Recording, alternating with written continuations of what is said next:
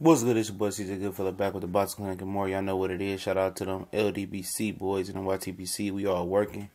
And breaking news coming down.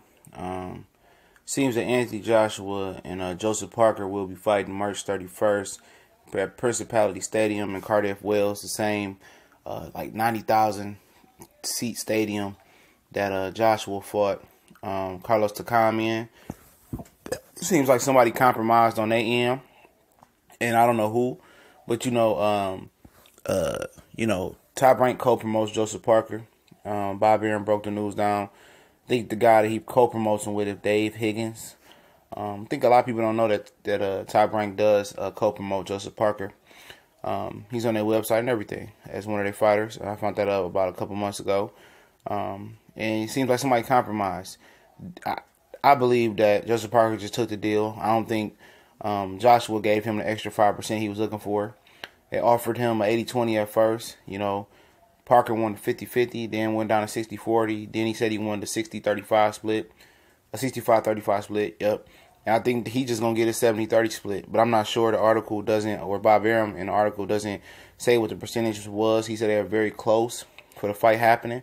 But they have a date, a venue, and it's going to go down.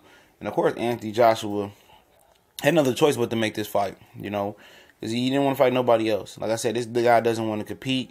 They have a blueprint for him, and the reason why they package handle him so well, like his chin has fragile on it, which it does, is because that he's opening doors for Eddie Hearn to do big business in America and other places. He's opening the door for him to get deals with HBO to sign U.S. boxers, and boxers believe that Eddie Hearn could take them to the next level, like he did Joshua. But little do they know, Joshua promotes himself. He's in like the class of Canelo Alvarez or a big Puerto Rican Mexico star.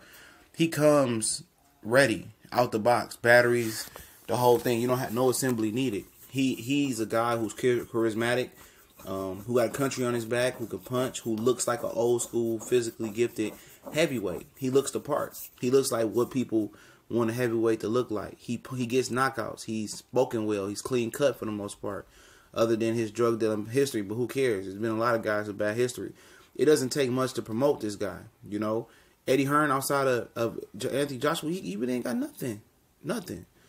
But Anthony Joshua was able, to open up doors for Eddie Hearns in the business world. You know what I'm saying? And and that's the important, vital key. It's protecting Anthony Joshua until Eddie Hearn gets Matchroom UK and USA to the point he wants to get it at. And then once that happens, he'll roll the dice and gamble with Anthony Joshua. By that time, like the boys will be ready to knock out Joshua again or knock him down again. Joesph is on the fast track. He's just athletic. He's very raw.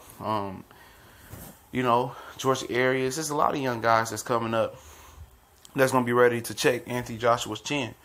And Bob Arum says he gives his fighter a chance based on the fact that in an article I'm linking in the description that, Joshua ain't got no chin. Everybody heard the stories. He's been knocked down several times in sparring with headgear on the whole nine. And he says you can hit Joesph Parker with a baseball bat and he won't go nowhere. He said he just give him a shot on that. But it's a fight that Parker wants.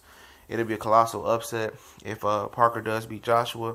I expect Joshua to punish him, to tenderize his ass, and then dispose of him late in that or mid or late in that fight. Parker is just too small. He's the youngest heavyweight in most of the top 15s. He's just too small. And then with his size, he doesn't make up for his lack of size or power. He don't have extreme speed. He don't have extreme skills. He's not a good finesse. He's just an average heavyweight that just happened to get a title. So I look for Anthony Joshua to beat him down in front of 90,000 people and make another huge payday, and avoid Deontay Wilder after that as well, and continue to do that.